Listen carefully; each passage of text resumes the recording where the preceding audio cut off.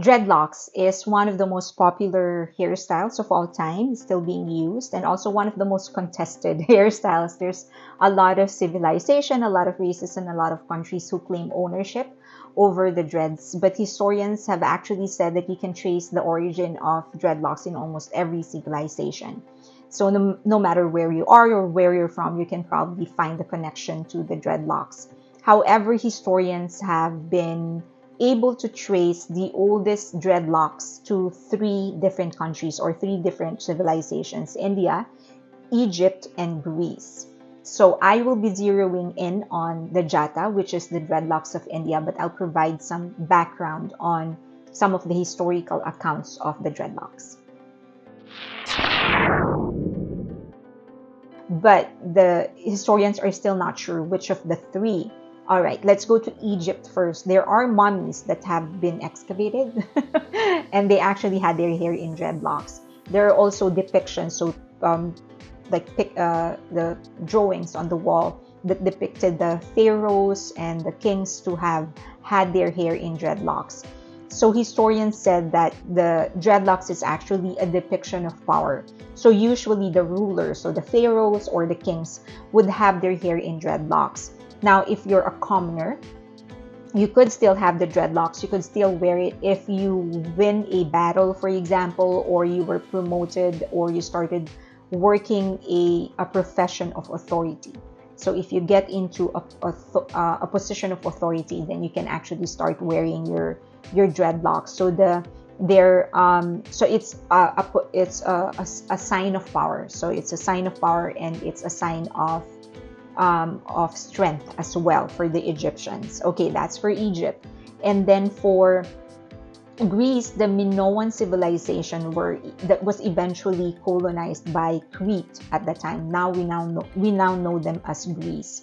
The Minoan civilization, when Greece colonized them, they saw that the Minoan people were actually already wearing their hair in braids and in dreadlocks.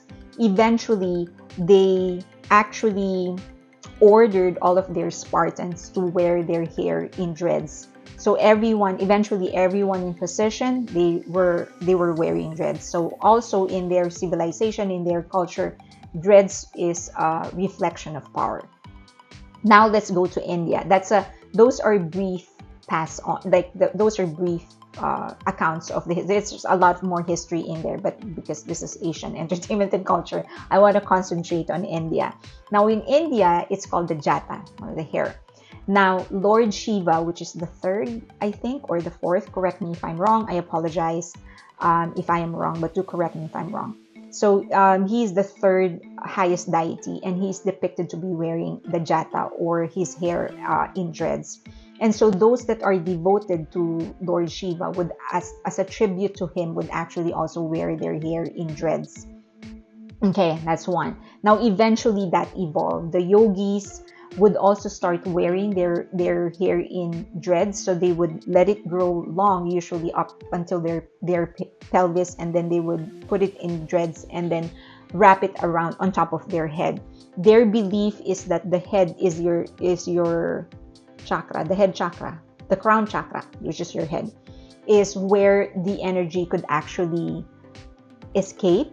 So the energy comes from earth, and then it goes inside your body through your feet. It would travel to your body and then end in your crown chakra, which is your head.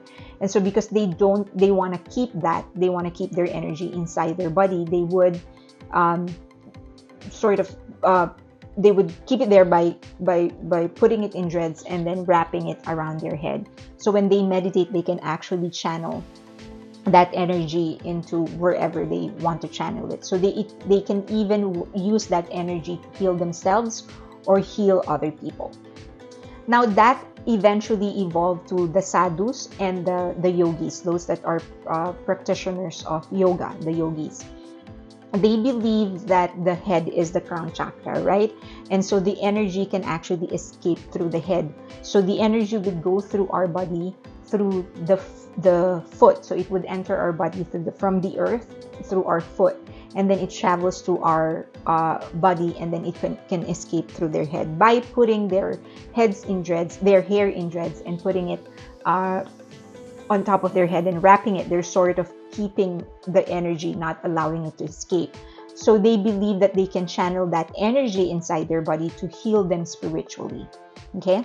Now, just as a bonus, in the Bible, the Christian Bible, Samson is actually, there are Bible documents that actually says that Samson, the guy with the long hair, actually has his hair in dreads. It's actually not let loose.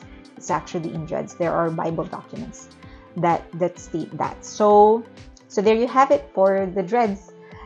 Historians say that it is likely that it originated from one of the three countries: Egypt, Greece, and India. But of all countries, it's actually India that holds the most divine meaning for the dreads, and they call it the jata. It's not just a sign of power like Egypt and Greece. For India, it's actually a holy act. It's a divine act, a way to pay tribute to their Lord Shiva, and also for the yogis to allow the energy to stay inside their body. Hope that helps.